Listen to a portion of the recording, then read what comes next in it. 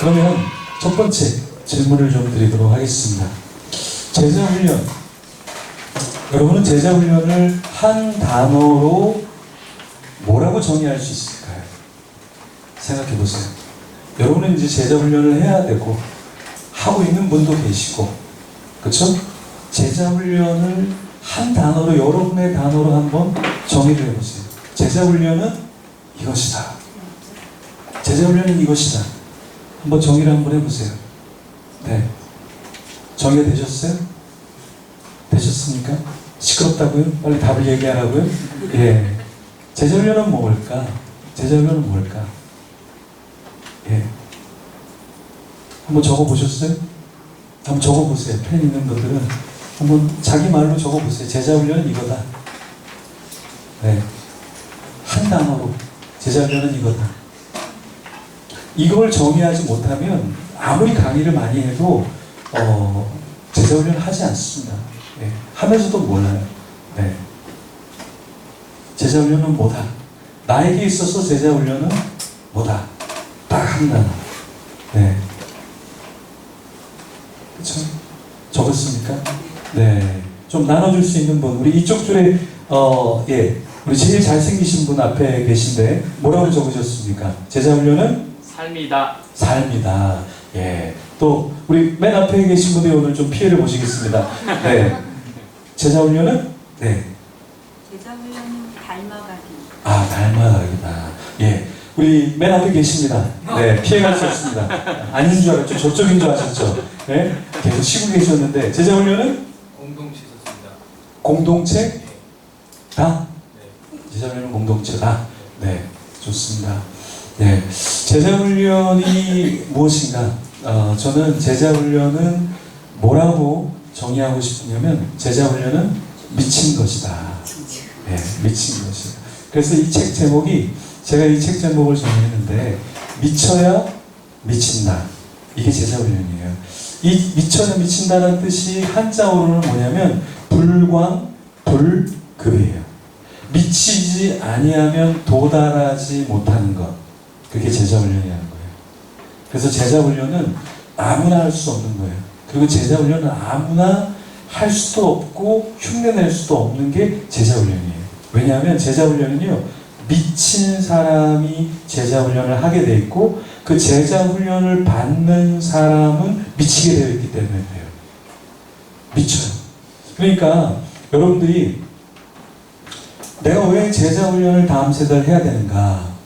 그건 뭐냐면, 또 다른 10년, 20년이 되었을 때 여러분처럼 미쳐있는 한 명의 예수님을 따르는 작은 예수를 만들어내는 게 제자훈련이라는 거예요. 그래서 이 제자훈련은 쉬운 게 아니에요. 미쳐야만 할 수 있고, 미치면 모든 것을 다 포기하게 돼 있거든요. 그래서 이 제자훈련은요, 아무나 못하는 거예요. 제자훈련을 하는 교회들이 있는데, 제대로 하는 교회들은 사실 없어요. 제자훈련을 하는 교회는 별로 없어요. 첫째, 제자훈련 하는 교회의 특징은 뭐냐면, 담임 목사님이 제자반과 사역반과 양육반과 이런 반에 들어가져 있는 그 교회. 그 교회는 제자훈련 철학이 살아서 움직이는 교회입니다. 그런데 제자훈련이라는 건 있는데, 양육이라는 건 있는데, 그 맨 앞에 선 사람이 아무것도 관여하고 있지 않다면 그거는 있기는 한 거지만 프로그램으로 있는 거예요. 프로그램으로 있는 거죠. 제자훈련이라는 건 뭐냐면, 미치도록 한 명을 붙잡고 씨름하는 자가 제자훈련을 하는 자예요. 그래서 예수님은 제자들과 함께 3년을 사셨단 말이에요. 그죠? 이게 뭐예요? 이게 제자훈련이라고 해요. 제자훈련은 미치도록 같이 사는 거예요. 그래서 저 사람의 이름을 아는 게 아니라 저 사람의 기도 제목, 지금의 상황, 그것을 알고 같이 나누는 게 제자훈련이라는 거예요. 근데 우리 한국 교회는 이미 제자훈련하는 교회들이 상당히 없는 상태에 있죠. 왜냐? 미치지 않았기 때문에. 왜냐? 편하게 가고 싶으니까. 그래서 이 제자훈련을 하면 미치게 피곤해요. 미치도록 피곤해요.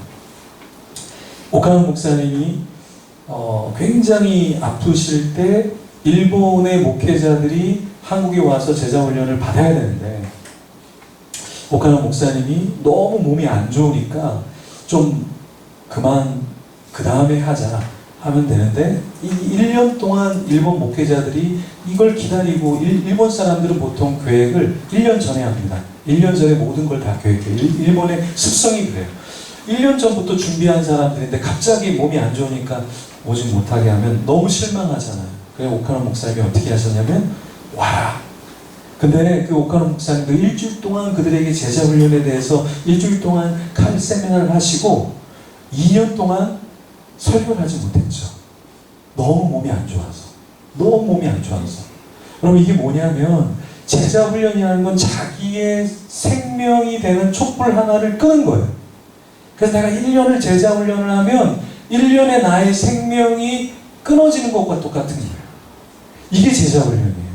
그러니까 이 제자훈련은 아무나 못하는 거예요. 완전 미친 사람, 완전히 도른 사람, 하나님의 나라에 한 영혼에 이 소그룹에 나의 모든 것을 다 걸겠다 하는 사람이 하는 게 제자훈련이라는 거예요. 우리는 잠깐 만나갖고 공과하는 거 그거 제자훈련 아니에요. 그건 그냥 공과예요. 공과. 그들도 기대함이 없고 나도 기대함이 없고 준비함이 없는 거예요. 그런데 제자훈련에 철학이 있는 사람은 이 공과 시간의 10분을 위해서 하루를, 이틀을, 3일을 계속 연구하고 준비하고 이것을 위해서 쏟아붓는 사람은 10분의 공과를 하는 사람이 아니라 제자훈련을 하는 사람이란 말이죠. 차이가 이해가 되세요? 어떤 사람은 1시간이 주어졌는데 그냥 프로그램으로 성경 공부를 하는 사람들이 있어요. 근데 어떤 사람은 10분이 주어지는데 그 설교 뒤에 예배 뒤에 10분이 주어지는데 그걸 제자훈련하는 사람이 있다고요. 이게 뭐냐? 살리는 사람이에요. 살리는 사람. 운동을 잘하는 사람은 어떤 사람이냐면 드라이브를 걸 줄 알아야 돼요. 드라이브를. 드라이브가 뭡니까? 공이 떨어지잖아요. 근데 운동을 할 줄 아는 사람은 탁구에서 드라이브, 그죠? 또 테니스에서 드라이브를 걸어버리잖아요. 떨어지는 공에 드라이브를 걸어서 회전의 속도를 주면서 더 멀리 갈수록 그 파워와 그 속도가 붙어서 묵직하게 넘어가게 만들잖아요. 이게 뭡니까? 드라이브를 걸 줄 아는 거예요. 마찬가지로 이 제자훈련에 드라이브를 걸 줄 아는 사람, 나에게 10분만 주어진다면 나에게 맡겨진 영혼에게 10분 만에 이 사람을 웃기고 울리고 이 영혼에 감동을 주면서 아, 내가 인생을 헛살았구나. 이걸 느끼도록 해주는 사람이 제자훈련하는 사람이에요. 근데 제자훈련에 철학이 없는 사람은 1시간이 주어져도 2시간이 주어져도 아무런 마음의 감동이 없어. 삶의 변화가 없어. 그거는 성경 공부를 한 것뿐이죠. 그래서 이 제자훈련이라는 것은 우리가 생각하는 것보다 훨씬 더 많은 에너지와 모든 걸 걸어야 되는 게 제자훈련이라고요. 여러분들은 얼마나 공과 시간에 얼마나 아이들을 한 명을 만나면서 그 아이가 변화되도록 준비하고 있냐는 거예요. 설교자들은 오늘 월요일이죠. 저는 월요일날 멘토링, 목회자 멘토링을 하는데 오늘은 그 하기 전에 먼저 주일 설교를 월요일날 저는 준비해요. 월요일날 아침에 교회를 가서 월요일날 설교를 준비를 해요. 그럼 그걸 갖고 계속 묵상하고 리더 모임지를 만들고 설교를 완성해서 토요일날 리더들과 나누고 주일날 설교하고 그걸 갖고 또 소그룹에서 그 내용들을 질문 7가지를 가지고서 그것을 나눔을 해요. 그래서 일주일 동안에 모든 게 다 똑같이 가는 거예요. 설교의 내용과 소그룹의 내용과 리더 모임의 내용과 일주일 동안 내가 묵상하는 모든 내용들이 다 그 내용으로 같이 가는 거예요. 네. 제자훈련도 철학을 가지고 똑같은 방향으로 계속해서 나아가주면서 드라이브를 걸어주는 게 제자훈련이라는 거예요. 그래서 제자훈련을 여러분들이 할 때 제일 중요한 건 뭐냐? 이 제자훈련에 철학이 있어야 된다.